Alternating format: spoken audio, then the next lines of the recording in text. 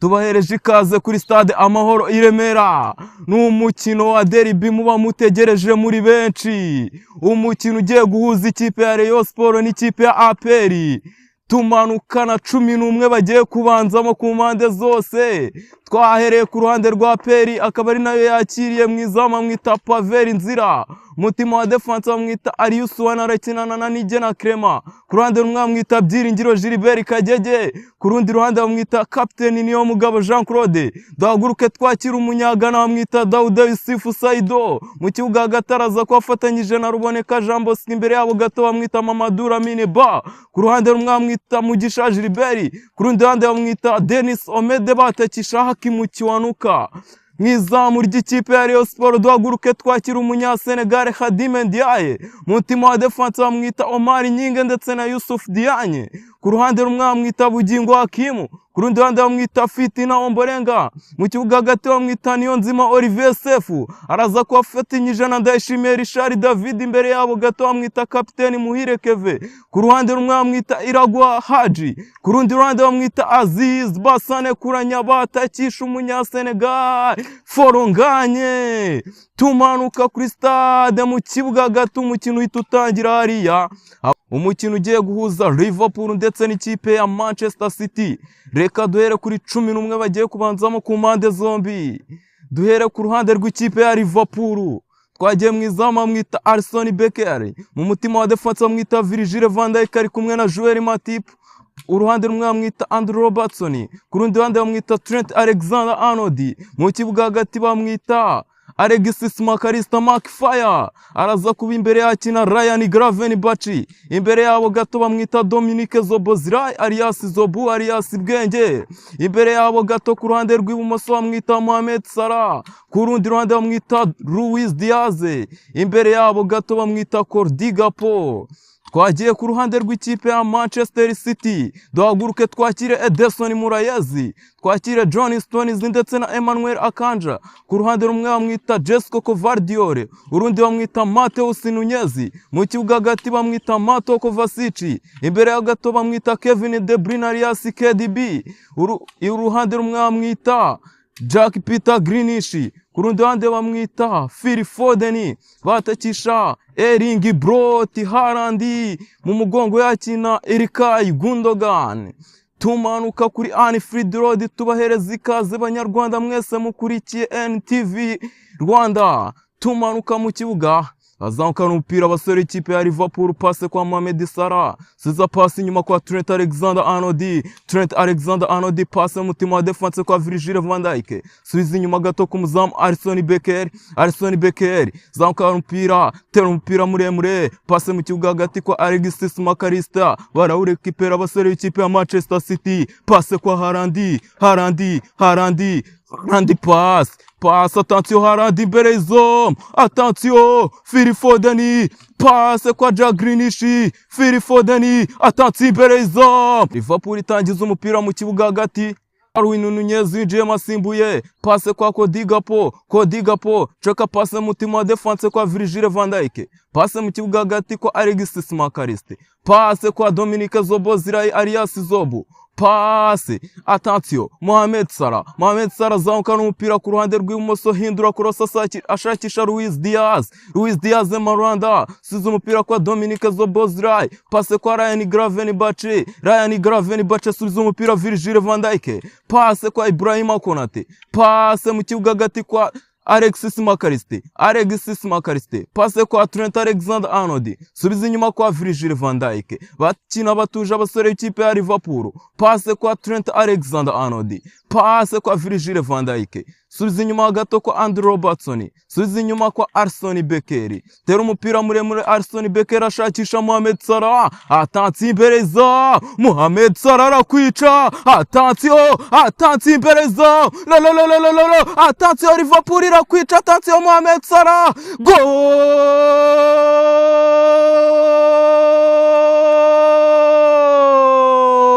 Mohamed Salah Liverpool.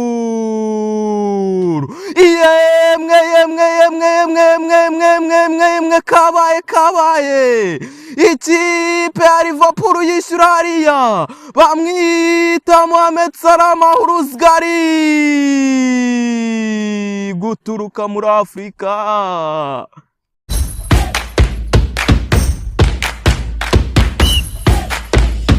Bayi ikaze mwe mukunda kandi mugakurikira ibiganiro byacu umunsi kundi. Ni NTV Rwanda, of course, ngende Mr Muhanzi, ndi intare ndi ndahangarwa ndi intore ndi umunyarwanda. Birumvikana neza, reka ngushimire wowe wakoze subscribe, birumvikana kandi wowe wamaje gukanda notification kuri aho kazogera, ni sawa cyane. Umunsi mwiza kandi n'umwaka mushya muhire, birumvikana turacyari mu kwa mbere, itariki yo ni yayindi ntago muyibagirwa. Ubwo wayibagiwe nyandikire muri comment nyimwibutse neza, hanyuma dukomeze tubane neza cyane kabisa.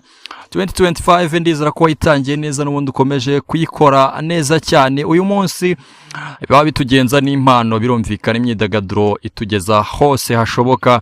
Muraza no kutubabarira kuko ishusho ntabwo risa neza cyane 100%, ariko urumva ko ahantu hose ntabwo haba hasa kimwe. Ikirere twagezemo uyu munsi ntabwo gisa neza 100%, ariko navuze nibyanga bikunda impano y'umunyarwanda igomba kugaragara uko byagenda kose, nicyo byansaba kose. Reka rero werekaze wowe uri hanze y'u Rwanda, amajyepfo n'amajyaruguru, burasirazuba ndetse n'uburengera bwaryo, umujyi wa Kigali, mumeze neza? Ni sawa cyane rero kabisa. Uyu mwaka twatangiye no gukora cyane, no kwizigama, no kubika amafaranga yanyu batazayarya. Kuri kamera mwamaje kuba mubona umujama umeze neza cyane kabisa, umupeti wa fresh, no umupeti ukiri muto, ariko ibimurimo nibyo tugiye kumva tukamenya ngo niki kimurimo, ese cyazamugeza kuki, ese ubundi kimurimo koko cyangwa no kutubeshya. Bakunzi ba NTV Rwanda mube hafi kabisa muri comment, ubundi mutubwire ngo bimeze bite. Was Poppy, you ready? Are you ready bro? Ready. Meze neza ariko? Meze fresh kabisa. Ninde? Kwizera Fiacre aka High Definition. Ngo Kwizera nde? Fiacre aka High Definition kutoka Bumbogo. Ako kantu ka High Definition ndashaka kubabwire neza. High Definition bisobanura? Bisobanuye ubu definition tuzi ko ari igisobanuro ubundi cy'ijambo. Ni igisobanuro rero kirekire. High ni igisobanuro kirekire. Ndakubona wanzindukiye kabisa, uravuga ati wana ndava Bumbogo nkusanga aho ukorera icyo byansaba cyose, atariko ndazi iyo mpano yanjye uyigaragaze. Nanjye ntindi tayari cyane, icyo cyanzanye NTV Rwanda nicyo kiba kitugenza. Hanyuma bro, ufitiye impano? Nanjye mfite impano yo kogeza umupira. Kogeza umupira. Watubwiye ngo witwa Kwizera Fiacre. Ubu kwizigira ugiye kumukura kuri Radio Rwanda hamwe na Gisere bose. Bose bakurimo. Ladies and gentlemen, ewana hano mfite Axel Rugangura, nkagira Kwizigira, nkagira Rugangura, haryo undi ninde? Rugajurigani. Undi bamwita Lorenzo Christian Musanga Mfura. Undi ninde? Undi I don't remember. Ako kana nkubwa ako kana avuze nge ntago namenya ubwo gasobanuye, ntago mbyibuka neza. Akuvuze mu kana nicyo bigasobanuye. Yego. Ni umunsi nonge nakiri Englishman. Ladies and gentlemen, rero muze mube hafi nyabuneka. Uyu munsi tugiye kujya muri siporo, birumvikana bakunzi ba siporo mube hafi kabisa, ubundi uyu mupeta tugaragarize talent ye. Nose bro, ufite umuhogo? Umuhogo urahari kabisa. Ufite umuhogo? Urahari. Wanyweye amata? Yanyweye ikivugo. Ikivuguto rero buriya bro cyangiza umuhogo, ntuzongera kukinywa. Ntago nzabyongera ubwo. Niba ushaka gukora umuhogo wawe ijwi rya rikaba rihagaze neza, ntuzongere kunywa ikivuguto kabisa. Yes, hano ubwo rero urumva ko Axel Rugangura, Kwizigira, Rugajurigani, Lorenzo Christian n'abandi bose ubu tubafite muri uyu muntu umwe. Turashaka kumva noneho afite iki, ntago agiye kudusebya cyangwa agiye kwisebya cyangwa agiye gusebya abo bakuru be yavuze garashaka kubambura umugati, nicyo kimuzanye. Nibyo se? Nibyo. Uri tayari se mu gukompeta nabo? Ndi tayari. Ufite imyaka ingahe? Ufite imyaka 17. Ugeze mu kangahe? Niga mu mwaka wa 2 w'amashuri yisumbuye. Mwaka wa 2 w'amashuri yisumbuye. Uyu mwaka wabaye wa kangahe? Uyu mwaka first term nabaye wa 4. Ese uyu mwaka wari warangiye? Igihembwe cya mbere. Uyu mwaka nyine wari warangiye? uyu mwaka ntabwo urarangira. Uri kuvuga umwaka wanyu mu mashuri uko mubibara? Uko tubibara. Ngiye nakubazaga uyu mwaka ubwo wa 2025. Bro, nta yindi taraseta ari ukogeza umupira cyangwa urebye nta yindi ni iyo ngiyo gusa. Wahagurutse uvuga ati ngiye ngomba kuba umunyamakuru kandi nkavuga siporo kabisa. Siporo igutemba mu maraso? Iranembamo. So hano rero tugaragaza ibikorwa cyane kuruta amagambo, birumvikana. Niyo mpamvu ngira ngo noneho urumva ibintu byawe kabisa bize kuba ari fresh kandi uze kuba umeze neza, wirekure kandi sibyo? Nuyigaragaza nabi it's okay, ni wowe uri kwibrandinga nabi. Nuyigaragaza neza of course uraba uri kwibrandinga neza sibyo? Ndabona umeze nk'aho mufite akakono kako cyangwa uri kubanza unakora n'agasiporo ubanze urumva uri fresh. Let's go. Tugiye kumanuka kuri match yihe noneho? Tugiye kumanuka kuri match ya Manchester City and Liverpool. Manchester City na Liverpool. Tumanuka kuri Anfield Road Stadium.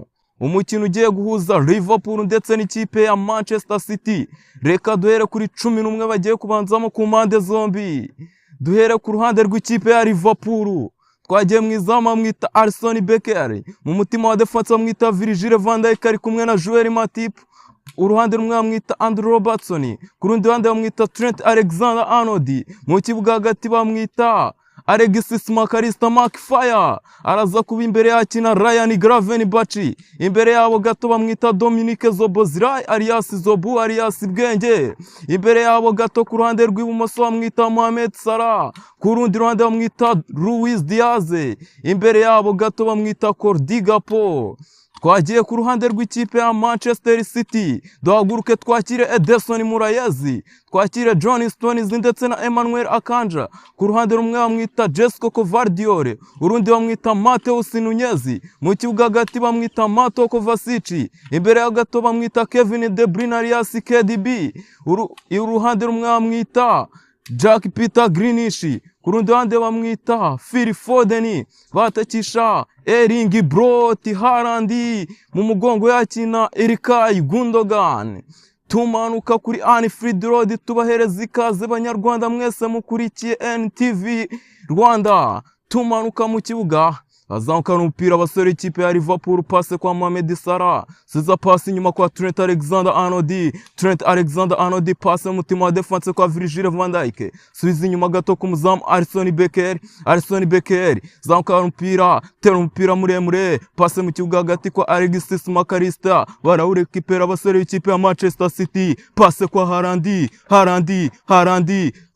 passe, attention Haaland imbere y'izom, attention Phil Foden, passe kwa Jack Grealish, Phil Foden, attention imbere y'izom, goal!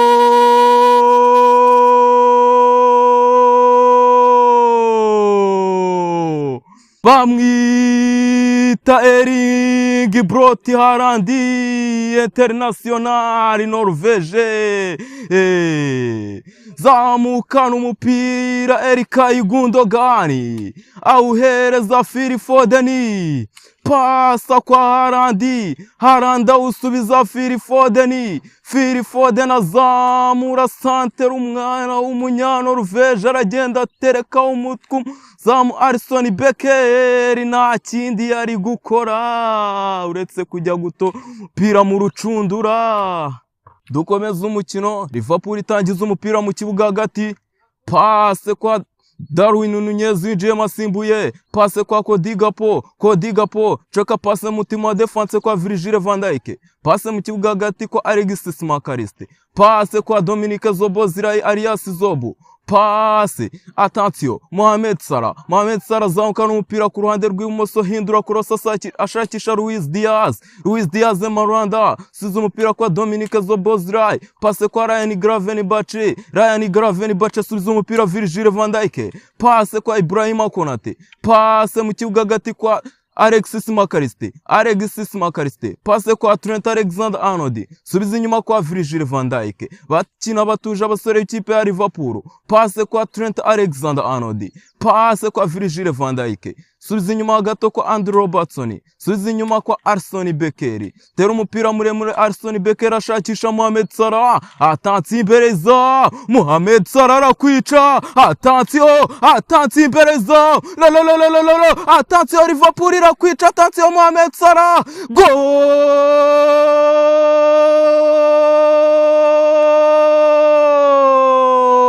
Mohamed Salah Liverpool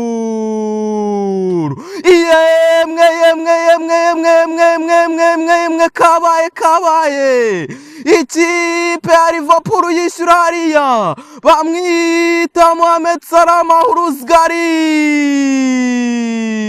guturuka muri Afrika.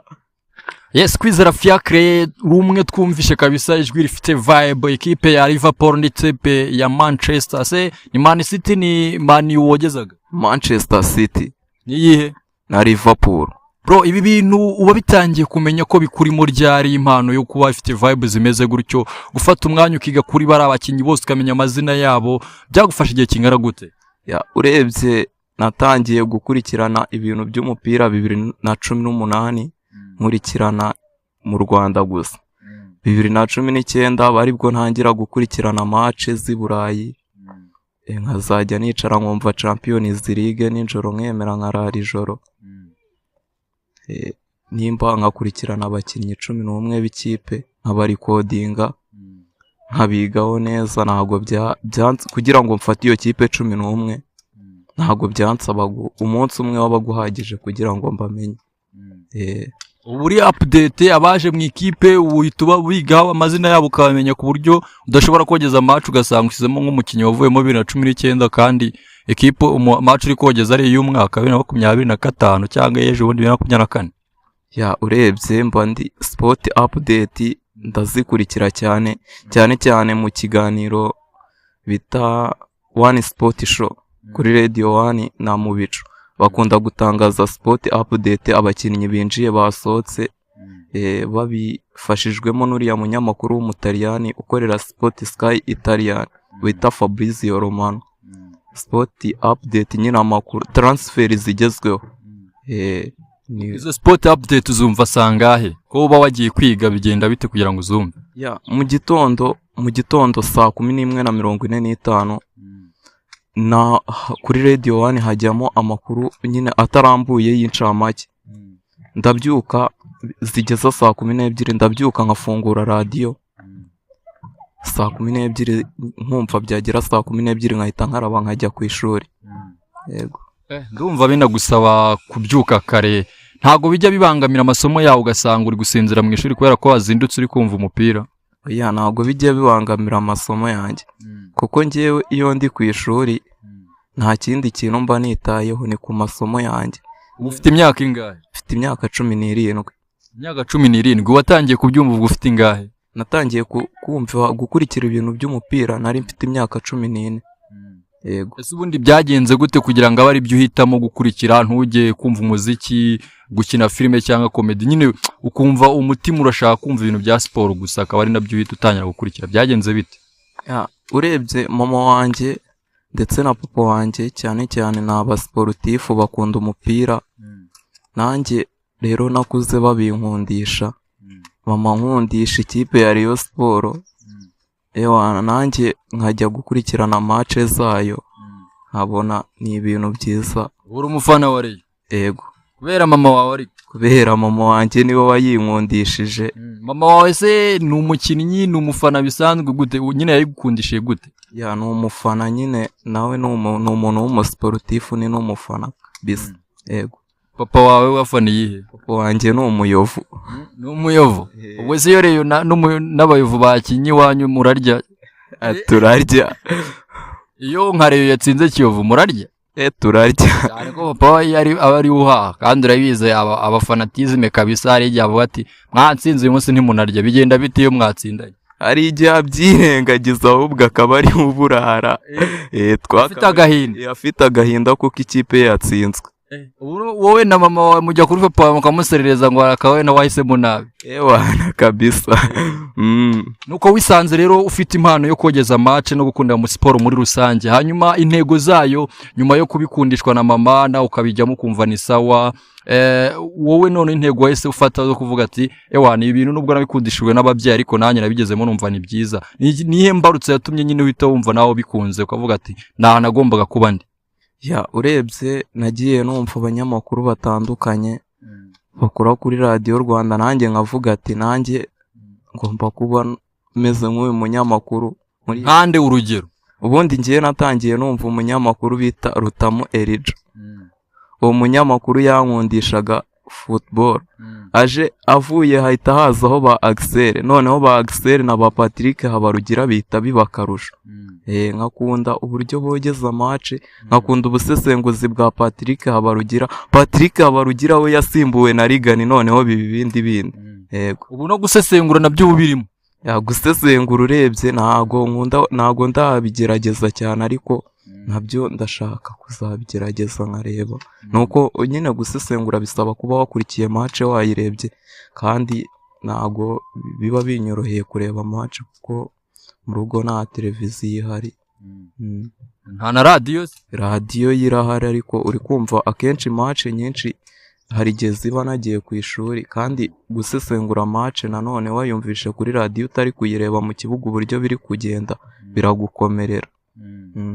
Hanyuma umaje kutwogereza match yo mu Burayi, turagira ngo tumanuke noneho ewana bafana b'amakipe wa hano mu Rwanda, muze hano mwegere hano kabisa, mwegere hano muri comment muhanze muzamure ikintu bita imitima, muhanze umwereke urukundo kabisa.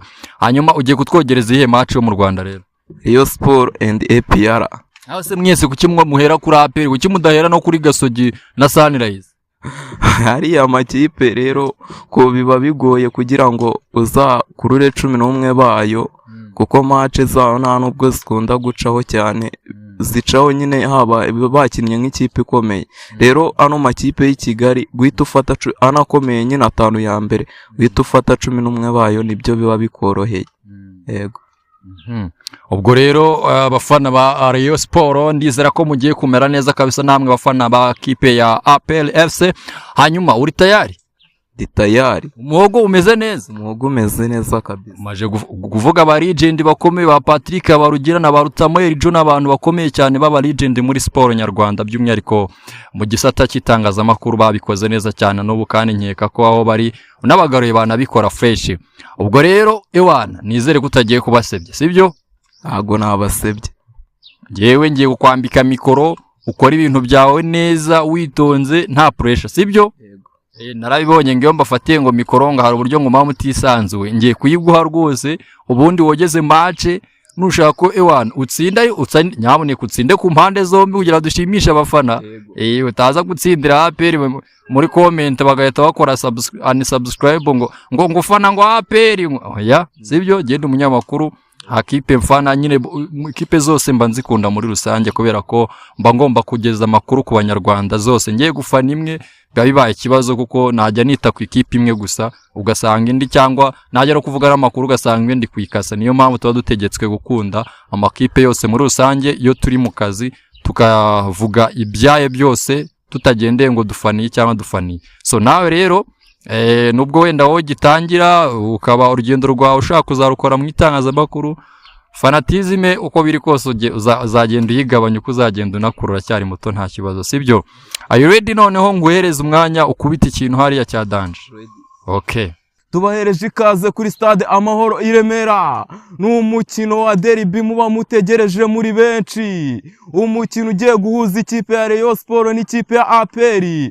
Tumanukana 11 bagiye kubanzamo ku mpande zose.